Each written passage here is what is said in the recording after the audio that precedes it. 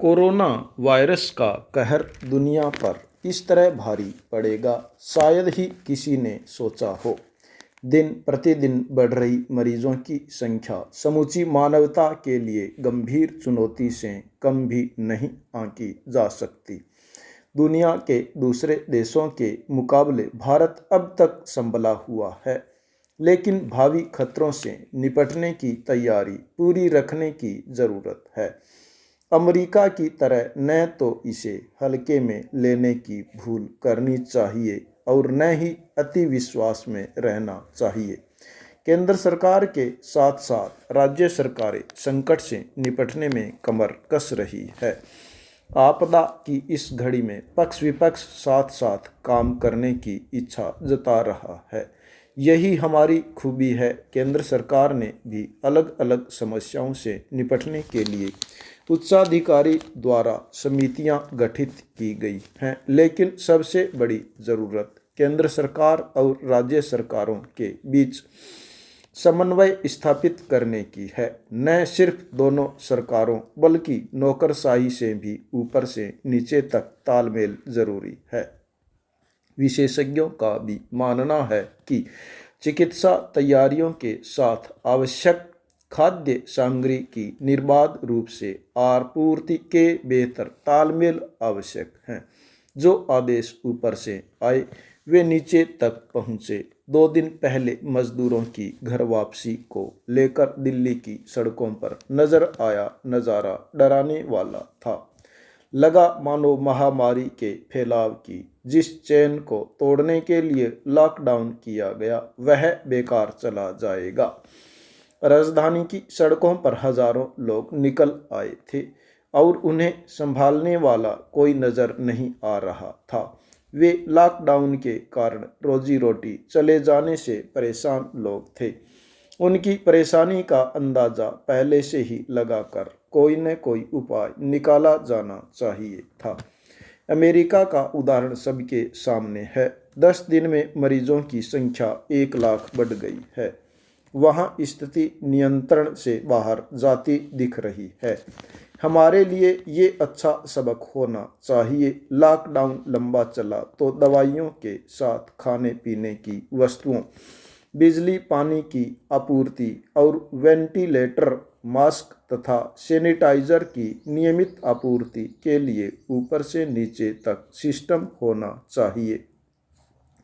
कालाबाजारी रोकने की दिशा में भी अलग से रणनीति बनानी होगी। आपदा इतनी विकराल है कि छोटी मोटी खामियां रह सकती हैं। सरकार के साथ आमजन की भी जिम्मेदारी है कि वे बेहतर नागरिक होने का सबूत दे। सरकार जो कुछ कड़े कदम उठा रही है उनके लिए ही तो है। जनता खुद भी समझे और दूसरों को भी सचेत करे।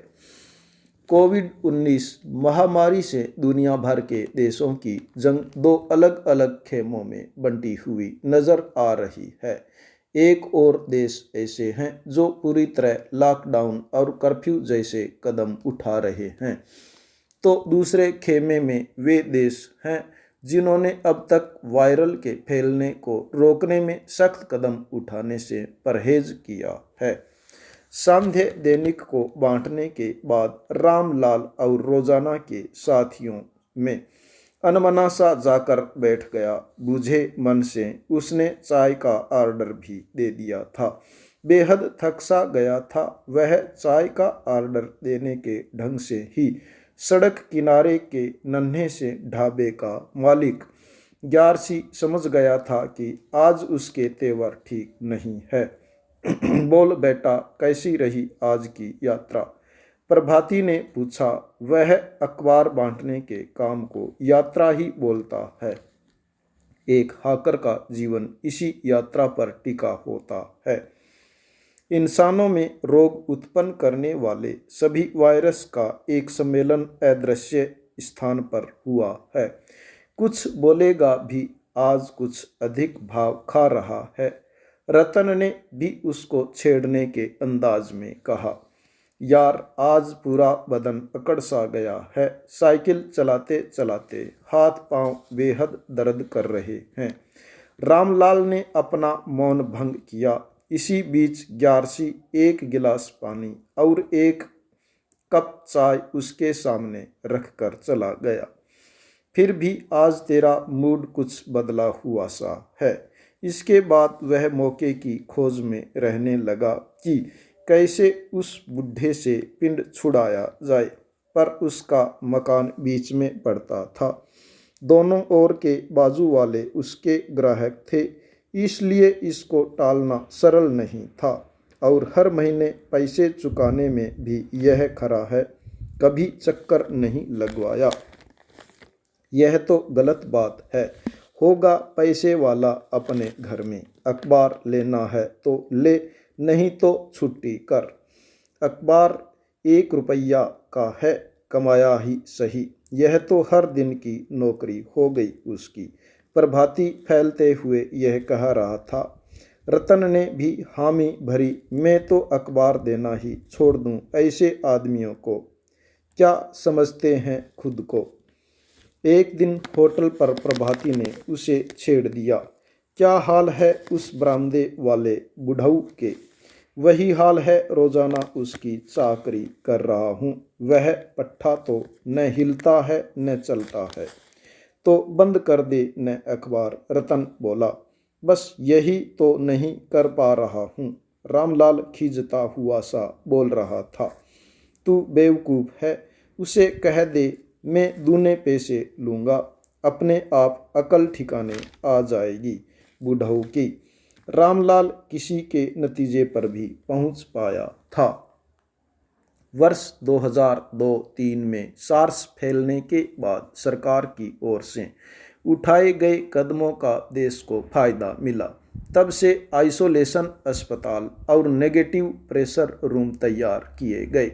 कानून भी बनाए गए। 31 दिसंबर को जब चीन में फैल रहे कोरोना वायरस की दुनिया को भनक लगी, सिंगापुर ने इससे निपटने की तैयारी शुरू कर दी थी। जब WHO ने जनवरी के अंत में जन स्वास्थ्य के लिए इसे एक इमरजेंसी घोषित किया था, तब भी कई देश तो आराम से अपना नींद का समय व्यतीत कर रहे थे।